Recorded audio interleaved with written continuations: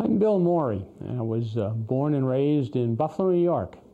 Spent my childhood there and went to grade school there, high school there, and got interested in the military back in 1959. I was interested in appointment to the Air Force Academy and would have been a member of the first graduating class from the new Air Force Academy in Denver, Colorado area.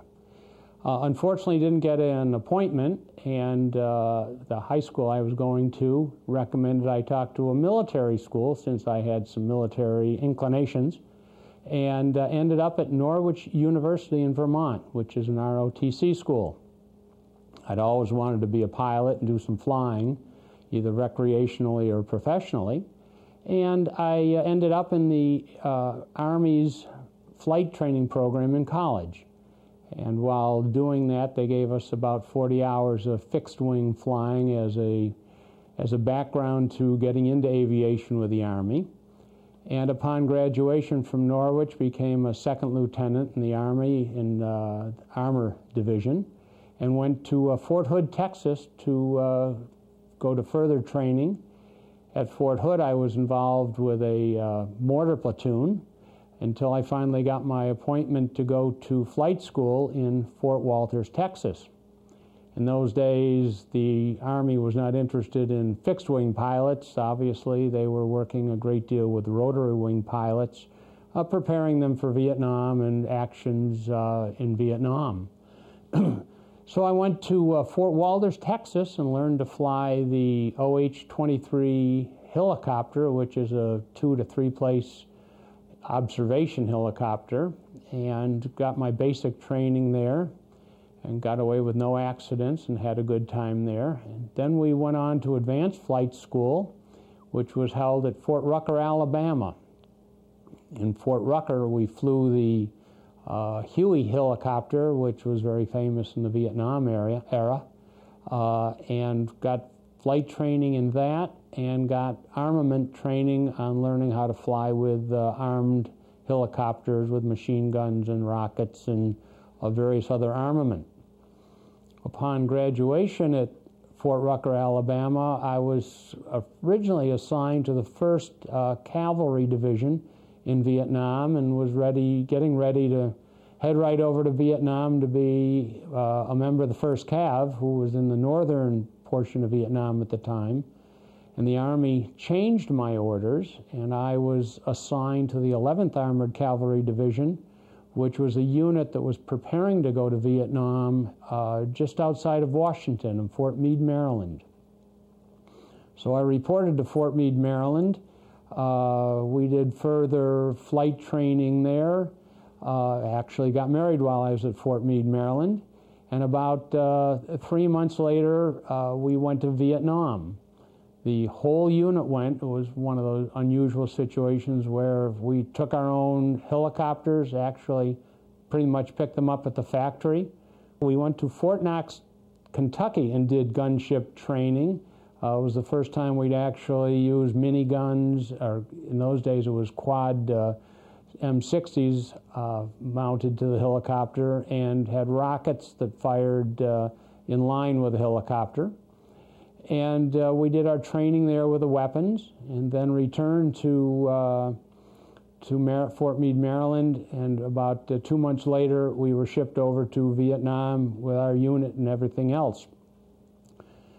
Our unit originally plowed out enough of the jungle to call home. We were about 60 miles due east of Saigon, and we owned that area as long as we had enough guns and tanks and ammunition to keep the enemy out. We saw a little action on the ground there at our base camp, not an awful lot, but some. When we originally got to Vietnam to get some training, since we were all green recruits and everybody in the unit was, they sent us off before our helicopters got there because they were coming over by ship. They sent us to various units in the southern area of Vietnam. I actually spent about a month in the Saigon area, flying with another unit that was giving me some training in gunship flying and just general enemy contact type flying. We were actually doing a lot of flying around Tan Shanut Air Base as the airplanes would come in and land with fresh troops and or troops leaving. The enemy would often be firing at them, so as they were taking off, we would come down underneath the airplanes taking off and suppressing anti-aircraft or any other gunfire that was coming out of the area that was being directed at our airplanes or at the Vietnamese airplanes. So we did that for about a month to get our feet wet in combat, and then went back to our unit out at Juan Loc, which was about 60 miles east of Saigon. Once out there, we were assigned to a lot of various flight type duties. We had convoys coming daily from Saigon out the road, out Route 2 to our unit to resupply it with ammunition, food, fuel, all the necessities to run a base camp. And we always had air cover over those units because they would often get attacked on the road as they were coming out. So we always had helicopters in the air for that kind of flying. And we always had helicopters ready to go out on an emergency type basis. We always had an alert team. Now that team was always within a minute of their helicopter, always armed, always ready to go. And if there'd be a siren, the siren would go off, you just got in your helicopter and took off, and they would give you the mission once you got in the air and tell you where you were going, who to talk to, and do whatever was needed up in the area wherever you were being sent.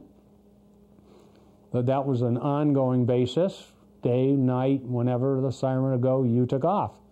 We did a lot of the construction of our own base camp while we were there, and improve the living conditions, because we did have a lot of downtime when we weren't actually flying or doing maintenance on helicopters.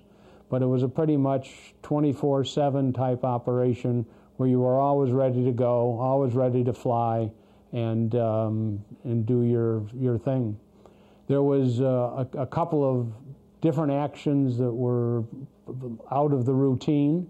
We'd had a very bad attack on our unit about 20 miles north of us, where one of our battalions had gotten attacked by the enemy, and again got called up on the alert team, and called up other helicopters behind us, because obviously it was going to be a long fight. And as you ran out of ammunition and or fuel, you'd return and another flight team would take over for you on site to keep the enemy suppressed while hopefully the ground troops either maneuvered into position they needed to be in to finish the combat or to get them into a better position. So it was pretty much a back and forth type of thing. One of the big concerns there always was the civilians. You never knew bad guys from good guys. It was very difficult from that standpoint. Generally speaking, you'd try to find where the American troops were, and we were an armored division, so usually we had either tanks there or armored personnel carriers, so we could normally find our friendly guys fairly easily, and whichever way they were shooting, we'd shoot in the same direction. But it was very difficult knowing if they were friendly people in the area. Do you shoot them? Don't you shoot them?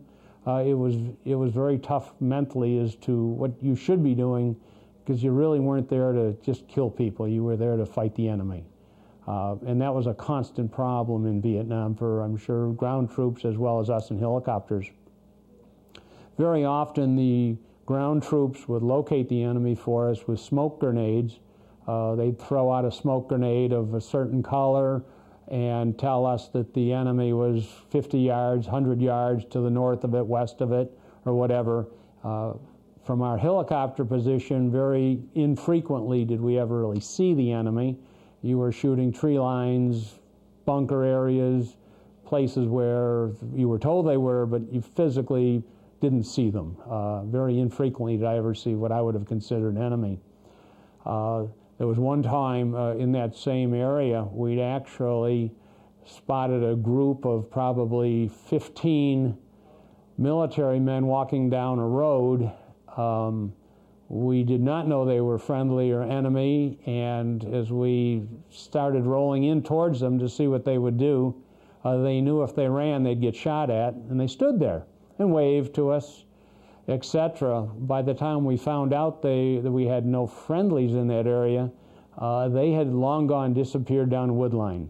So it was very frustrating to know who to shoot and when. It's one of those decisions I made. It was bad. I guess I should have shot them, but you just didn't want to shoot innocent people. It was very difficult from that standpoint. There were a number of times in Vietnam that we often ran into working with our own troops and our own auxiliary divisions, the artillery division or the Air Force, which made things extremely complex and difficult. There was a time that I was flying in an area with my wingman, and we thought we'd seen some enemy on the ground. We thought we'd actually seen a fire go out where they might have been cooking or something. And I tried to get some artillery to fire into the area to get the enemy moving around so at least we could see where we were shooting and what was going on. And it took quite a while to get the artillery into the area. And finally, we got a call from a flight of B-52s at about 35,000 feet, said they'd been assigned to us. Where did they want us? We ended up actually getting out of their way. They knew where the target was because the artillery people told them where we wanted them shooting. And actually, we were told as they dropped their bombs, we better get out of there because hundreds of tons of bombs were on their way down. They literally blew the area up. Have no idea if there was any enemy there, unfortunately, but it was one of the real hazards of flying. In Vietnam, you had to be very careful of bombers above you, etc. Normally, it was their responsibility not to drop bombs on you or at least alert everybody in an area over the international frequency to get out of the area if you were in the air, that activity like that was going on. But that definitely made it a lot more complex as far as your own safety in fighting the war was concerned. The other incident that comes to mind is a time we were firing some a long-range artillery fire at an area, and we were shooting it at their max range. It was about 18 miles. And they were 175 millimeter howitzer cannons that we were using at the time, and their range was right around 18 to 20 miles. So we had them at their extended range. And the first couple of rounds you fire are sort of to get the guns aligned, and then you fire a whole bunch of them at one time just to blow up the right area. And these weapons are so accurate, the first two rounds just landed smack dab on the target we wanted to hit. But we did find out later that they were using, you can request an angle of fire, either high angle fire so that you can fly underneath the fire and go back and forth and direct it, or low angle where you would get above the rounds going into the target and direct it that way. We did find out later that they were using low angle. I had asked for high angle. We were fortunate that as we flew back and forth in the line of fire that obviously we didn't get hit, but it was one of the constant problems in Vietnam of that kind of thing happening or potentially happening, which could have been obviously disastrous to us. We would always at night send one of our units out of our compound as an alert team in case we got attacked in our compound. We might not be able to get back up in the air during a fight of artillery coming in, etc. So we always sent a unit up to Juan Lac, a town about 10 miles north of us, and a fire team always spent the night up there, fully loaded, fully ready to come back. And same thing, they had a siren up there. If the siren went off, we knew we were going back down to help defend our own compound. And fortunately for me, that never happened, but we did have units up there every single night, and it rotated.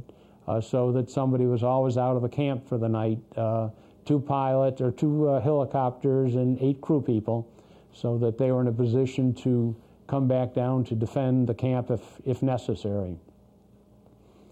The other thing that was quite interesting and we always had medevac ships, helicopters, which were Huey D model ships, which had few or no guns, that were designed strictly to go in and rescue injured, wounded soldiers. And one evening the alarm went off and we got in the air and went down, and we had one of our platoons of armored tanks and armored personnel carriers in a small compound, and they had the enemy had surrounded them. And it was at night, so it was extremely complex seeing what was going on first off and understanding the situation. And the enemy, to try and kill our troops, would take children and women and put satchel charges on them and tell them to walk up towards our vehicles, and then they would get shot in the back, which would blow off the satchel charge, hopefully destroying some of our soldiers. Needless to say, unfortunately, they became casualties of war. We couldn't let them get to our troops, but they were only going to die anyways. The enemy was going to shoot them. And they did injure a number of our people that night. They had a very small circle of tanks that were defending the area, and again, as I said, they were surrounded. We made about 2 or 3 trips back to the area, and other gunships had come up during the night to suppress the enemy while we were reloading. And the firefight was too hot for the medevac ships to come in and rescue some of the wounded troopers that were in the small compound. So my wingman and I, once we expended all of our ammunition and much of our fuel, because you were always flying based on weight. You could either carry ammunition, you could carry fuel, you could only carry so much of both. You certainly weren't maxed out on either one of them. But once we'd expended much of our weight and were on our way back to rearm, we elected to go in and pick up 4 of the wounded troopers. We were informed on the ground they probably wouldn't live till morning based on their wounds. So I elected with my crewmen to go in and rescue them. And as we did, we left most of our guns there just to lighten up the helicopter more. And as we came out of that area, we ran into some .50 caliber machine gun fire. And I can remember going out of there. It was one of the times probably most scared in my time in Vietnam. It was dark at night, and you could literally see the tracers from the back of the bullets going by you. They looked like basketballs, just firing away at us. Fortunately, we never got hit. We were able to get back and got the guys. The guys were called. We were called by the doctors the next day, and they all made it, and we're very thankful for that. But needless to say, we then turned around, rearmed, went back to the fight. But I did get a flying medal for that, for valor, for the bravery of my gun team, and the fact that we did save their lives. There was no question about it. The rest of much of the confrontation over there was pretty much routine. The various missions we would get sent on, we got sent up once to support the Big Red 1, which was the 1st Infantry Division. They were up in the western area of 3rd Corps, and they had a very large compound up there.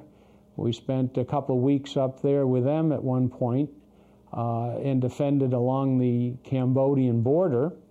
That was a very unusual situation. The radar equipment that was being used by our Air Force and others in Vietnam felt that there was low-flying aircraft coming down the Cambodian border. Very low, very slow. They picked it up on radar, apparently. And we were very concerned that maybe the Vietnamese or the Viet Cong had helicopter-type capability. They really didn't know what was going on. So they had a secret mission. They sent me up with my wingmen and told us very little. I couldn't inform the rest of the team what we were doing. It was that secret. But they have transponders on the aircraft, as they do today, so that radar could tell exactly where I was by altitude and position, and they were going to guide us in behind these supposed slow-flying objects to intercept them, shoot them down, basically figure out what was going on. So about 1 o'clock at night, we did get a call that they'd spotted some of these objects in the area.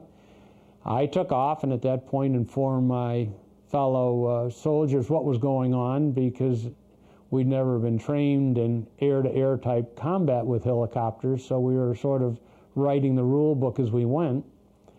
So we took off, and we were guided in behind them by the radar equipment used out of Saigon. And as we came down and they were telling us we were getting closer and closer and closer, all of a sudden we smashed a windshield and made a bloody mess of the helicopters. We were in the middle of a flight of geese, apparently, that had been spotted by radar, large birds, and actually did sustain little damage to the helicopter, cost us a windshield and kind of messed up quite a few things. Needless to say, we didn't bother shooting them. We did return to base and made our report. But it was quite an unusual situation up there when they really didn't know what was going on. But very large birds that were picked up on radar, and the military intelligence people really didn't know what they were. It was kind of interesting. The only other interesting thing happening up in that area was what we used to call free fire zones. And what a free fire zone was an area where you could, it was basically your area. You could go out, you saw something there and wanted to shoot it, you shoot it. There were literally to be no friendlies in the area. There were to be no American troops or Vietnamese troops. So anybody up there was a bad guy, and you would be, your job was to eliminate them. It became difficult at times, and at times if somebody was out farming a field, you just didn't shoot them. But up there that time, they also had 8-inch artillery, and unbeknownst to us, it started shooting into our free fire zone and was going off probably about 20 feet above the trees, which it's designed to do to spread shrapnel down onto the enemy troops below. And as that was happening unbeknownst to us, we took probably about 20, 25 hits in our own helicopters from the shrapnel. Fortunately, nobody was injured. It didn't help the helicopters a lot. We lost a couple of radios and windshields again. But a sad mix-up, and could have been disastrous to us. It was extremely close, and going off right in front of you, if I would have been an enemy, I would not have wanted to have been around there. I think there was one evening that we had a B-52 strike near our unit. I'd never been at night near a B-52 strike, but it absolutely lit up the entire horizon lit up. It honestly looked like the world was parting and it was hot lava coming up. It just lit up the sky and certainly made you realize you would not want to be on the other end of that kind of an enemy attack. But it certainly made a statement as far as the amount of firepower the United States Army and Navy and the United States government could place on one particular place. Before I'd gotten there, there was one area of Vietnam called the Iron Triangle. The Iron Triangle, a triangular piece of real estate, probably 10, 12 square miles. and it was formed by two rivers coming together at a V with a road going across the top of it, forming a triangle. And it supposedly had always been an underground hideout for the Viet Cong, supposedly well tunneled. And when they tunneled, they apparently went down 20, 30 feet under the earth, so they had a lot of protection. But this whole area, when I got to Vietnam, had been literally blown up and was nothing but pockmarks of red sand. The land over there was a red, dusty, clay-like powder. And it was just the whole triangle. It was unbelievable to fly over it during the day. It was just, there weren't any trees, there was no vegetation. It was all just literally blown up. And I think much of that came about because I think the United States always had B-52s in the air coming from Guam or some of the other bases outside of Vietnam. And these flights, I think, were 4 or 5 hours long, so they'd fly over long before there was a mission for them to perform. And then when they got there, if there was a mission for them to perform, they did whatever that mission was and went back, rearmed, and I'm sure turned around, came back, did the same thing again. However, if there was no mission, I think they would just go up and drop their bombs on the Iron Triangle to make it as uncomfortable as possible for the enemy in that area, and they'd blow up the Iron Triangle some more. But it was very devastated in that particular area when I was there. It's hard to believe anything ever grew back, but I would assume today it's all vegetation and green. Things grew very, very easily in the Vietnam atmosphere over there. So I then went to Hawaii. My wife and I had mentioned earlier had gotten married when I was in Fort Meade, Maryland. We were married for about 2 months before I went to Vietnam, and I met my wife on R&R in Hawaii with about 3 months left to serve in Hawaii. We had a very nice time there. Spent a great time together. It was a very short 5 days of my life, but wonderful. And I returned to Vietnam at that point and finished up my tour of duty over there. Frankly, in Vietnam, I spent very little time in Saigon or some of the villages around Vietnam, since our compound was really, as I said earlier, 4 or 5 kilometers of territory just bulldozed out of the jungle with enough machine guns and barbed wire and mines around it to keep the enemy out, and so we could call it ours. Just before I left Vietnam, the Army had a very interesting opportunity, they called it, for me. I'd become a captain at that point, and they would allow me to stay in Vietnam another 30 days because I only had 90 days left in the service. And if I would stay for 30 more days, they would discharge me from the Army 2 months early. I'd get discharged right from Vietnam instead of being sent back to the States to spend 3 months somewhere in the Army. And I declined that. It didn't seem to me a good deal for me to spend 30 more days getting shot at compared to coming home and spending 30 to 90 days with my wife. So at that point, I did leave Vietnam. I'd spent my full year there, flying helicopters all the time, which is certainly a phenomenal machine to fly. I'm currently a pilot now flying fixed wing on occasion for pleasure, but there's absolutely nothing like flying a rotary wing type machine. It was just phenomenal. So I left Vietnam, came back to the States. When I got back, they assigned me to a unit in Savannah, Georgia, and our job there was to provide protection for all the student pilots at Savannah. In the mornings, we would take a helicopter. There was myself, I had a co-pilot, there was a firefighter, and we had a medic with us. And we would go out and inspect all of the landing zones that the students were going to use that day. We would make sure, you know, somebody hadn't cut a tree down in it, put a wire across it, made it dangerous, etc. And then we had to come back. We just basically cleared the areas for all of the student pilots to take off, and at that point the day was ours.